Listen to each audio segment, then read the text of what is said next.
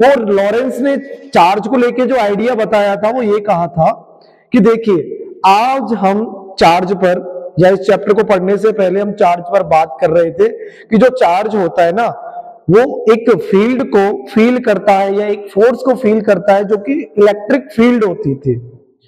अब जब magnetic field को खोज लिया गया है, जहां ये बोला जा रहा है कि मूविंग चार्ज मैग्नेटिक फील्ड की वजह से, मूविंग चार्ज की वजह से मैग्नेटिक फील्ड होता है, तो लॉरेंट्ज ने सोचा क्या यार ये जो दोनों चार्ज हैं या दोनों जो फील्ड है, इलेक्ट्रिक फील्ड और मैग्नेटिक फील्ड, मैं इन दोनों को क्या करके देखता हूं, कंबाइन करके देखता हूं, और फिर मैं पता लगाता हूं कि किसी एक चार्ज पर अगर ये दोनों ही फील्ड लगाए जाएंगे तो उस चार्ज के साथ में क्या होगा।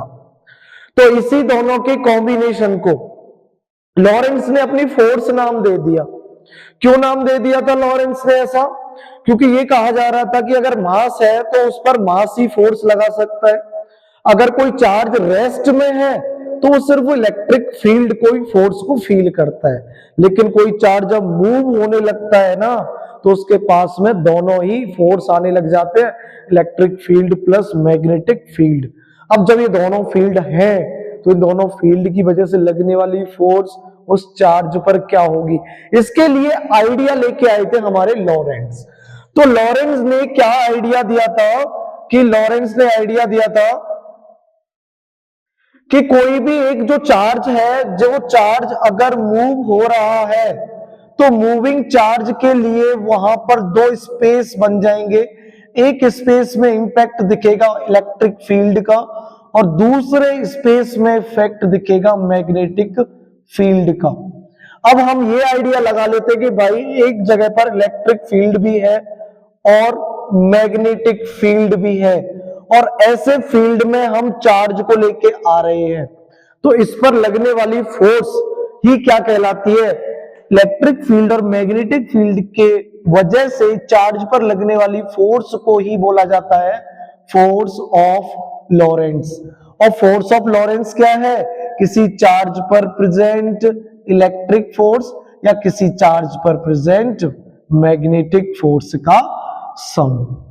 कि इलेक्ट्रिक फोर्स और मैग्नेटिक फोर्स का आप सम कर दो, वही उस चार्ज पर लगने वाली फोर्स है। अब हमें पता है कि इलेक्ट्रिक फोर्स क्या होती है, we know that F is equal to QE।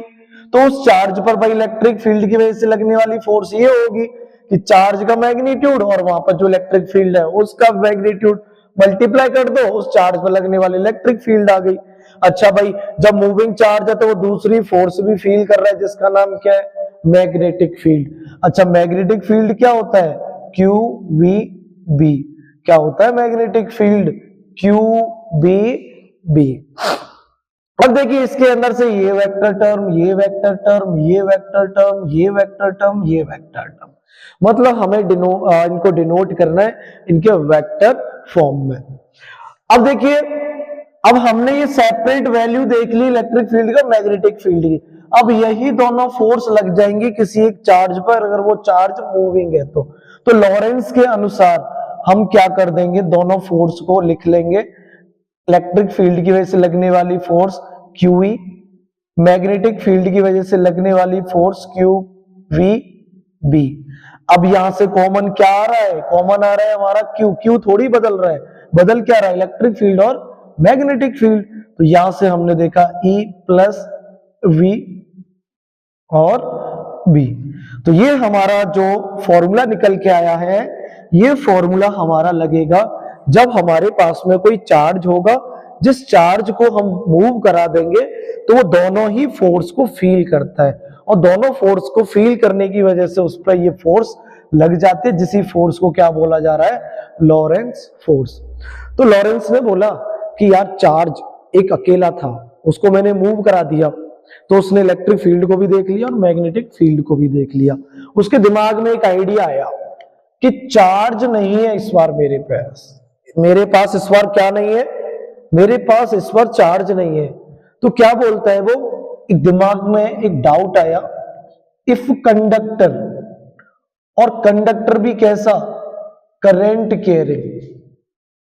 कि लॉरेंट्ज अब पता क्या कह रहे हैं दूसरा आइडिया आ रहा है, देखो एक पॉइंट चार्ज पर तो ये लगा दिया कि पॉइंट चार्ज पर लगने वाली फोर्स ये होगी।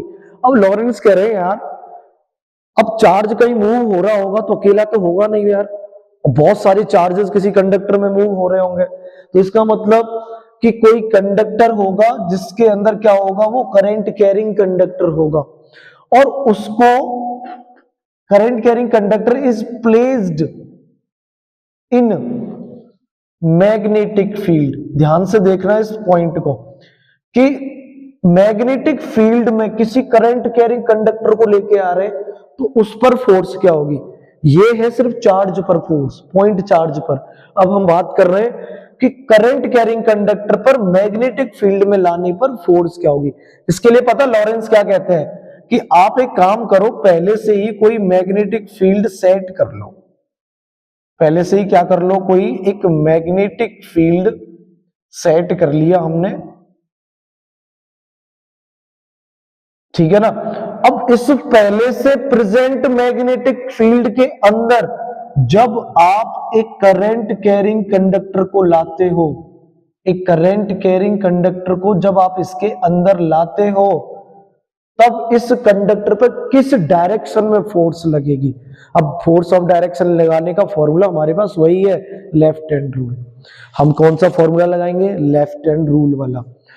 तो अब आप बताओगे ये कंडक्टर इस बोर्ड के अंदर चला जाएगा, बोर्ड के बाहर आ जाएगा, ऊपर की तरफ उठ जाएगा, या कंडक्टर नीचे की तरफ उठ जाएगा। यहां से क्वेश्चन पूछा जाता है, या फिर तुम सोचो कंडक्टर मैंने रख दिया तो ये ऐसे ऐसे फोर्स फील करेगा, या ऐसे ऐसे नीचे की तरफ करेगा, या किस डायरेक्शन में फोर्स फील करेगा।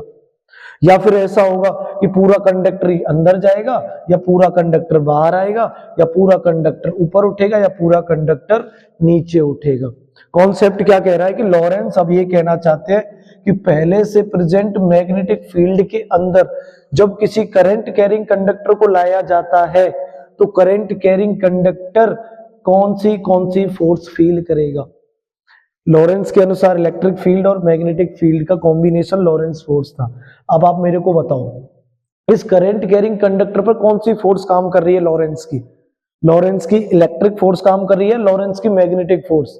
करंट कैरिंग कंडक्टर पर सोचो, अगर आप पीछे का चैप्टर पढ़ के आए हो तो आप आराम से आंसर दे दोगे कि सर करंट कैरिंग कंडक्टर के अंदर तो क्या रहेगा, करंट कैरिंग कंडक्टर के अंदर तो सर चार्ज तो जीरो रहेगा, और जब चार्ज जीरो रहेगा तो सर इलेक्ट्रिक फील्ड जीरो। तो मतलब ये करंट कैरिंग कंडक्टर कौन सी फोर्स फील नहीं कर रहा, current carrying conductor electric field वाली फोर्स को फील नहीं करेगा। तो इस कंडक्टर को मूव कराने के लिए कौन सी फोर्स जिम्मेदार होगी, कौन सी फोर्स जिम्मेदार होगी। एक ने तो हमारा साथ छोड़ दिया, बीच रास्ते में छोड़ के चली गई। वो क्यों चली गई, क्योंकि करंट कैरिंग कंडक्टर की प्रॉपर्टीज क्या कहती है, ध्यान से समझना कि करंट कैरिंग कंडक्टर की प्रॉपर्टीज ये कहती है कि Q0 तो E0। तो लॉरेंस के अनुसार क्या है, चार्ज मूव तो हो रहा है, जब चार्ज मूव हो रहा है तो इलेक्ट्रिक फील्ड भी लगेगा और मैग्नेटिक फील्ड भी होगा। इसका मतलब इलेक्ट्रिक फील्ड भी है, मैग्नेटिक फील्ड भी है, लेकिन करंट कैरिंग कंडक्टर सिर्फ एक ही फोर्स फील कर रहा है, वो भी कौन सी, मैग्नेटिक फोर्स। इलेक्ट्रिक फोर्स कहां गई, इलेक्ट्रिक फोर्स तो ऐसा हो गया ना कि जब इस करंट कैरिंग कंडक्टर पे पूरा नेट चार्ज हम निकालते हैं तो वो नेट चार्ज की वैल्यू Q रहती है, और जब इसकी वजह से जब नेट चार्ज Q रहता है तो E की वैल्यू जीरो, तो इलेक्ट्रिक फील्ड तो यहां नहीं लगेगी। तो सिंपल सी बात है, तो क्या फिर ये लगेगी क्या, QBB मैग्नेटिक फोर्स। बताओ आप मेरे को क्या लग रही है या नहीं लग रही है।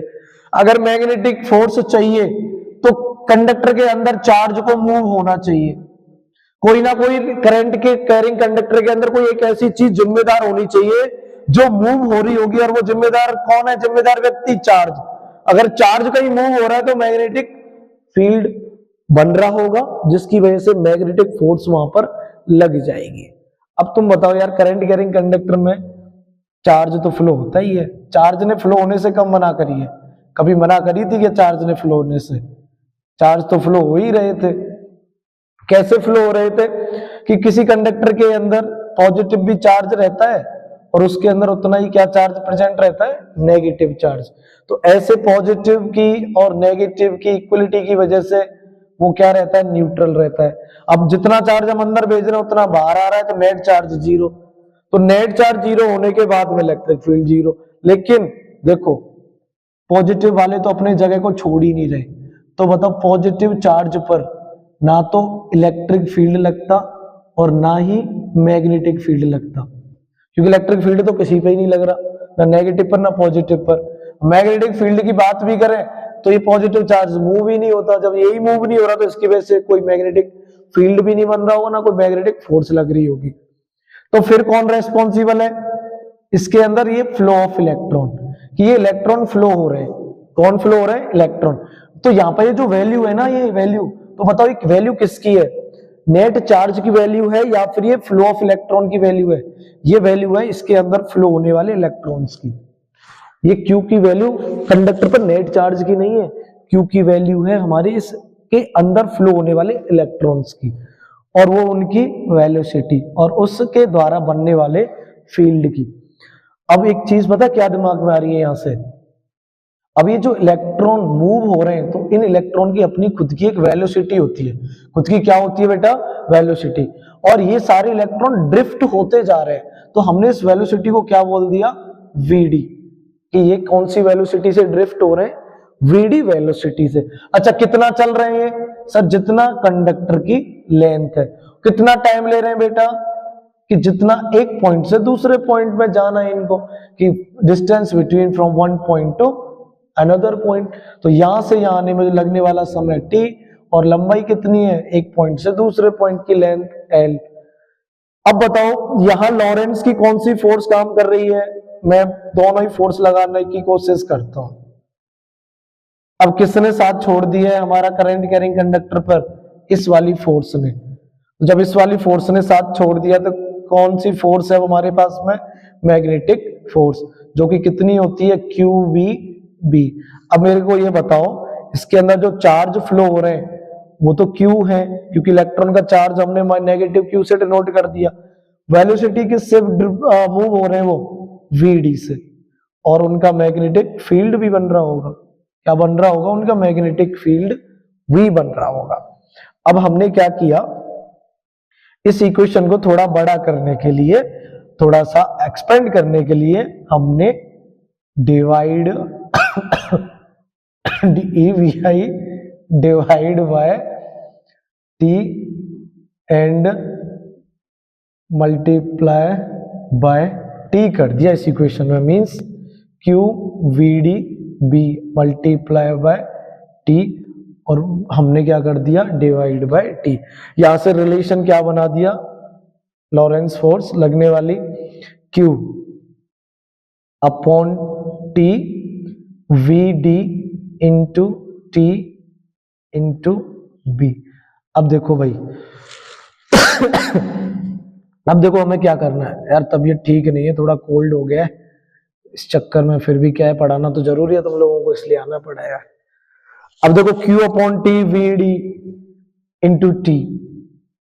अब ये देखो V क्या है? Speed into time. Kinematic equation के अनुसार स्पीड इंटू टाइम क्या कहलाता है? डिस्टेंस।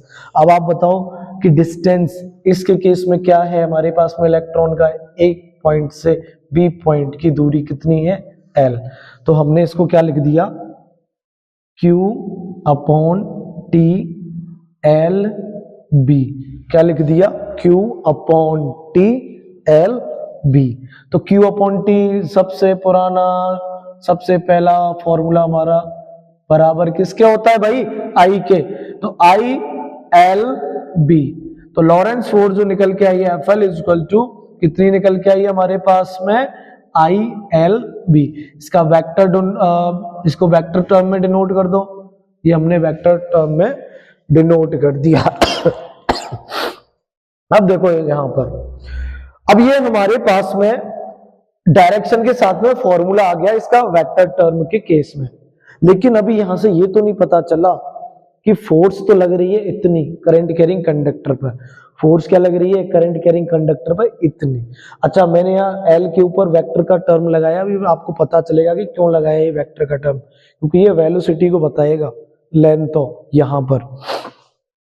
अब आप देखिए कि ये फोर्स कितनी लगेगी, मैग्नीट्यूड में कितनी होगी? 1 होगी, 2 होगी, 10 होगी, 20 होगी, 50 होगी, वो हम यहाँ वैल्यू पुट करके निकाल लेंगे, लेकिन किस डायरेक्शन में है वो तो अभी हमें यहाँ से पता ही नहीं चला कॉन्सेप्ट। तो आप ये बताओ कि फोर्स की डायरेक्शन निकालने के लिए हम किस पर डिपेंडेंट होते थे? हम डिपेंडेंट होते थे अपने इस फॉर्मूले पर। इसमें क्या क्या वैल्यू आती थी? फोर्स की वैल्यू, मैग्नेट की वैल्यू और वेलोसिटी की वैल्यू। वेलोसिटी किसकी? करंट की। और करंट मतलब डिपेंड ऑन पॉजिटिव चार्ज, मतलब फ्लो ऑफ पॉजिटिव चार्ज। अब आप मेरे को ये बताओ, इस फॉर्मूले में बी है, एफ है, पर वी तो है ही नहीं। जब वी नहीं पता तो हम डायरेक्शन बताएं कैसे इस फॉर्मूले से? सोच के देखो आप, इस फॉर्मूले में मैग्नीट्यूड तो आप बता दोगे, लेकिन डायरेक्शन का पता कैसे चलेगा? डायरेक्शन के पते के लिए तो आपको फोर्स, मैग्नेटिक फील्ड और वेलोसिटी होनी चाहिए, जबकि फॉर्मूले में क्या आ रही है? फोर्स आ रही है, मैग्नेटिक फील्ड भी आ रहा है, लेकिन लेंथ आ रही है। तो इस लेंथ का कहीं ना कहीं रिलेशन v से है या नहीं, ये पता करना है हमें। अब आपको पता है इसका रिश्ता क्या कहलाता है v के साथ में? पता है क्या कहलाता है इसका रिश्ता v के साथ में? भाई हम वेलोसिटी किसकी लेते हैं? ध्यान से सुनना, वेलोसिटी लेते हैं करंट की। करंट मतलब फ्लो ऑफ पॉजिटिव चार्ज। अब करंट कहां फ्लो हो रहा होगा? Along length of conductor. कहां फ्लो हो रहा होगा? Along length of conductor. थोड़ा सा सही बना देता हूं मैं इसको, कि अब L का रिश्ता V में क्यों आ रहा है? क्योंकि L की डायरेक्शन V बनने वाली है। करंट फ्लो हो रहा है हमारा अलोंग I। अब अलोंग L करंट फ्लो हो रहा है अलोंग L, यहां पर L की डायरेक्शन, ये लेंथ इधर, करंट की डायरेक्शन भी इधर। तो ये जो L है हमें कहीं ना कहीं किसकी डायरेक्शन बता रही है? उसी करंट की, मींस वेलोसिटी ऑफ चार्ज की। किसकी डायरेक्शन बता रही है बेटा? ये उसी वेलोसिटी की। तो ये कहीं ना कहीं लेंथ हमें किसका आइडिया दे रही होती है? v के बारे में। अब इसके मैग्नीट्यूड की अगर सिंपल बात करें तो थीटा डिपेंडेंट क्या हो जाएगा? F I L B sine theta. हमने क्या कर दिया? इसके वेक्टर प्रोडक्ट को किस टर्म में लिख दिया? F I L B sine theta. तो ऐसे करके अब हम देखो यहां से कैसे पता करते हैं।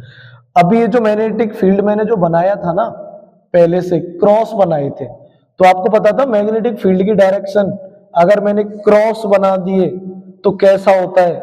क्रॉस, वो ध्यान करो एरो वाली बात। क्रॉस मतलब एरो, मतलब तीर तुम्हारी तरफ आ रहा है, तुम्हारी तरफ ही आ रहा है, ये तीर है मान लो। अब ये तुम्हें क्या दिख रहा है? पॉइंट, तो मतलब बाहर आ रहा है। अब यही चीज तुम्हें ये दिखाई दे रही है, अब तुमसे दूर जा रहा है, मतलब क्रॉस दिखाई देगा तीर का। तो मैग्नेटिक फील्ड कहां हो गया? इनवर्ड। अब मैं कह देता हूं, मैंने वो फील्ड अभी रिमूव कर दिया, मैंने बोल दिया कि मैग्नेटिक फील्ड की डायरेक्शन बेटा ऐसे है, इस कंडक्टर के लिए मैग्नेटिक फील्ड की डायरेक्शन कैसे है? नीचे। अब तुम मुझे बताओ कंडक्टर कहां मूवमेंट कर रहा है? लगाओ बेटा लेफ्ट हैंड रूल, लगाओ जल्दी से लेफ्ट हैंड रूल। अब बोलोगे सर मैग्नेटिक फील्ड की डायरेक्शन दे दी, ठीक है सर, फोर्स पूछ रहे हो, वी तो दो, हम तभी तो ये लगाएंगे।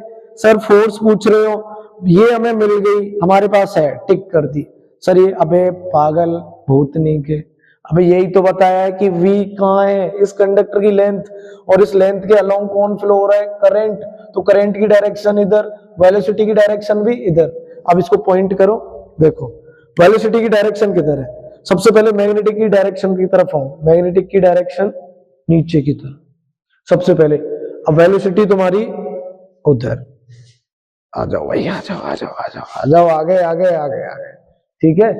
मैग्नेट की डायरेक्शन नीचे, वेलोसिटी की डायरेक्शन मेरी तरफ, मेरा थंब अंदर की तरफ।